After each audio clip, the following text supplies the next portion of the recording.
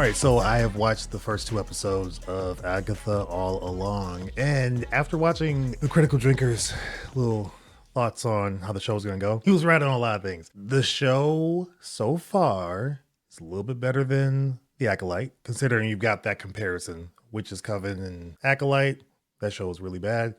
Witch's Coven and Agatha All Along, and so far this show, I can't say it's bad necessarily because we're not even really into the story yet. The first 2 episodes are more of a pick up where you left off with Agatha, well, 3 years later from WandaVision. And you're seeing a little bit of what's continuing to happen in Westview. There's kind of a continuation of story beats from WandaVision that they bring into the first episode, where she's kind of living this life as a detective and everybody else knows it's not real. They're just kind of playing along, which is weird because why would they still be there after what they experienced in WandaVision? I would have left. I'd be going to get therapy.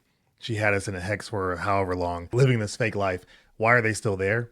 Who knows? Maybe we'll get more information on that as we go, but I'm just 2 episodes in. Most of us are, if you're watching. But the show still is boring. It's still boring. I will say what I liked. Agatha, Kathryn Hahn as Agatha Harkness. So far, the unnamed character for Aubrey Plaza. They're the highlights of the show so far for me. I knew Aubrey Plaza was going to be great just coming in. She's a great actress, and I really enjoy all the things that she's in. She was great in Legion, so she's already been in a Marvel property that's not MCU, even though Fox is now part of Disney, so it could be, who knows. I think that's going to be an offshoot thing. But you've got them two on screen, and anytime the two of them were on screen, it was electric. A lot of, lesbian vibes. There's some kind of relationship there that they hint to. They don't really go into too much detail or depth yet, but I'm sure we're going to get a lot more as the show continues. But anytime they're on screen is great. And anytime that Kathryn Hahn especially is on screen, even just herself with other characters, not just with Aubrey Plaza, she's fantastic. She's great as a character. She was great in WandaVision when she has her turn coming back to herself out of the hex or whatever that Wanda put her in. That switch up is great. Oh, there she is. She's back. This is what I love of the character and what I want to see. So those aspects were great. I think the other great part is that the end of episode 1 and the end of episode 2 are the best parts of the episodes. One, there's a little bit of action there, but also the direction, the actual directing style that they're going for was really tight and on point.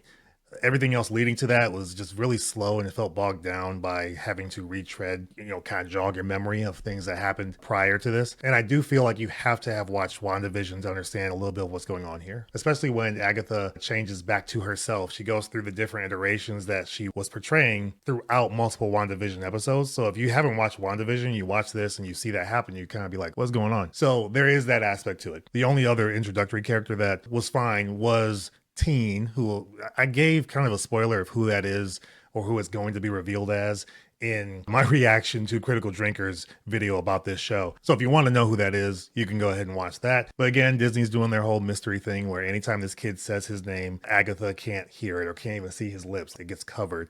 So there's this whole mystery thing there. There's a mystery with Aubrey Plaza's character. There's a lot of things they do here to tether you to continue watching, which is like, all right, if you haven't really read comics or you don't know much about some of these characters, you're going to keep watching and you kind of want to see how it goes moving forward. But I already know who the kid is. I have a feeling of who Aubrey Plaza's character is. So for me, just tell the story. Let's get going. And the end of each episode felt that way. Okay, all right, we're going to keep moving. We're going to get going.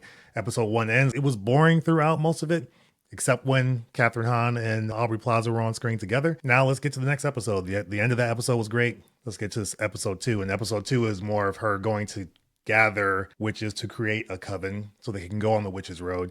And that was very boring. I didn't care about any of these women that they were showing on screen and that they were coming in contact with. Every scenario that she goes to see these people, it gets wrapped up in a really nice bow because they all kind of have something or need something from her at the same time. It just felt too easy and it felt very repetitive to a degree as well. So we've seen it before. It's nothing really new from that, but the actresses are fine. But the dynamic so far is everybody feels more or less the same and the bickering just felt repetitive. So I didn't really care for that at all. The song at the end of episode 2 was cool. And then them going to the witch's road, you feel like you're kind of going to a whole different world, a whole different dimension.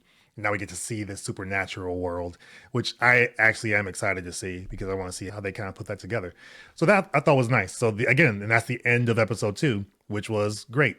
It was also some scary moments in there. Not really scary, horror elements that I actually did enjoy as well. And overall, I do want to see kind of how it goes, even though there's all this talk about Agatha All Along being the gayest Marvel show in the MCU and just all this stuff. Why does that have to be the main driver of this. Obviously, that's going to get the news. So I get that part of it. Can we talk about the actors and not their sexuality? Can we just talk about how they do? Can we talk about the story? Can we talk about the practical effects that they put in here? Those things I thought were good. The performances overall are good. But I hate how they're trying to drive home the fact that, you know, the gayness of the show is going to be a gay explosion at the end. That is what's driving things for this show, which just seems like a missed opportunity. And you already did that with The Acolyte, as far as how a lot of those actors and the showrunner were talking about it during interviews. That didn't work for that. Why would you continue it here? So yeah, we'll see how that plays out. All in all, I myself would probably give the first 2 episodes a 5, maybe 6 out of 10 if I were to give it kind of a star rating. Again, it's boring. I actually dozed off a couple times during episode 2 when they're trying to find the other witches for the Coven. It was just boring. So I didn't care for that. Outside of that, though, Kathryn Hahn and Aubrey Plaza, they make the show for me so far. I do want to see more of them because Kathryn Hahn is very good as Agatha. And then on top of that, Aubrey Plaza, again, her mystery character. If you don't know, you'll know. But she's gonna be pretty involved in this show as well, and she's just great. Anytime she's on screen, fireworks. So I actually do appreciate that. Joe Locke as teen, fine. They sprinkle in some gay stuff in there with him. I knew that was gonna be the case. But things that Disney can edit out if they're trying to show it in other regions, you know, overseas, where they're not gonna play with that kind of stuff. Well, let's just X that. Let's take that out. Let's take that line out. Let's take that visual out.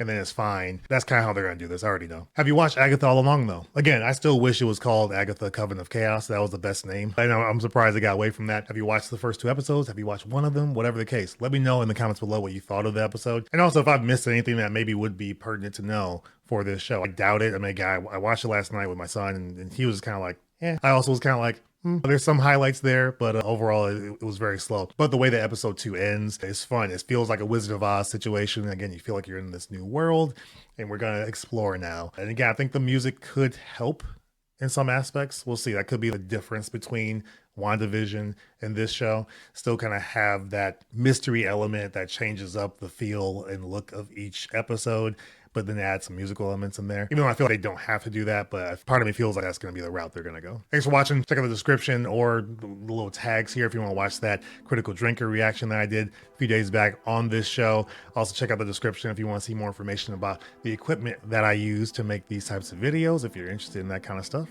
But other than that, appreciate you guys for hanging out with me and checking this out. Let me know your thoughts in the comments below, and I will see you as always on the next video. Take care.